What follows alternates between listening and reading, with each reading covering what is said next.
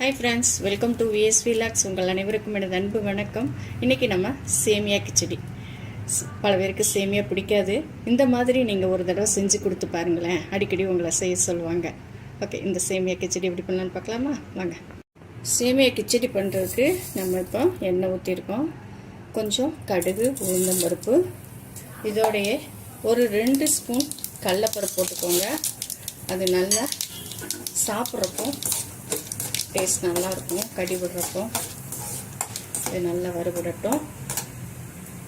இதோடைய கருவேப்பிலை பொரியட்டும்.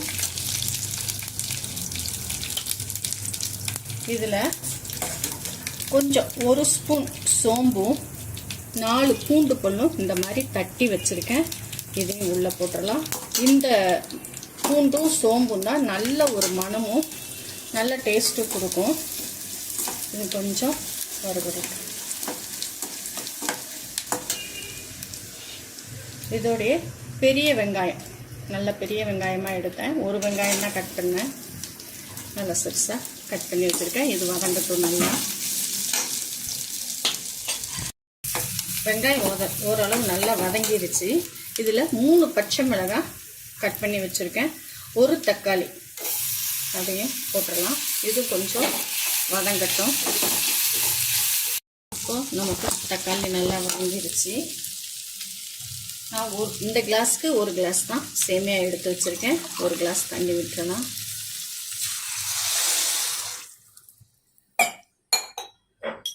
இதோடைய கொஞ்சம் மஞ்சப்பொடி, தேவையான அளவு உப்பு,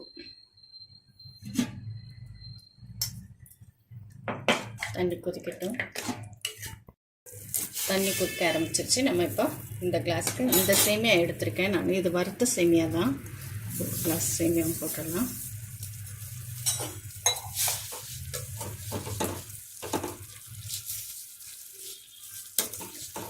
இதை அப்படியும் நம்ம மீடியமில் வச்சு மூடி வச்சிடலாம். அப்படியே வேகட்டும். மூடி வச்சிடலாம், வேகட்டும். நம்ம சேமியா திறந்து பார்க்கலாம். நல்லா வெந்துருச்சு பாருங்க.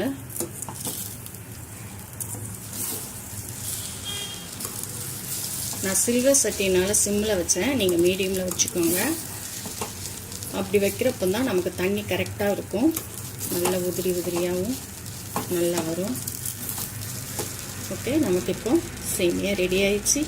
இந்த வீடியோ உங்களுக்கு பிடிச்சிருந்தா உங்கள் ஃப்ரெண்ட்ஸ்க்கு ஷேர் பண்ணி விடுங்க. நெக்ஸ்ட் வீடியோவில் பார்க்கலாம். பாய்.